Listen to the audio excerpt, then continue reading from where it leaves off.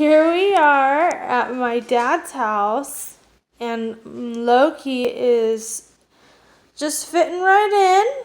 He's loving his smorgasbord that Daddy made for him for our trip. Look what Daddy made for us.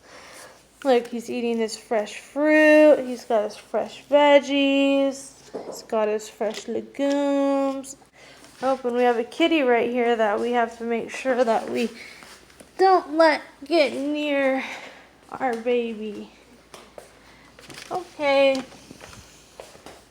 But other than that, Loki is doing super good, and he was super good on the car ride over here. We had one little hiccup, but that was okay. He had to do a little timeout in his cage. Other than that, he did good. So I will leave it at that. Au revoir.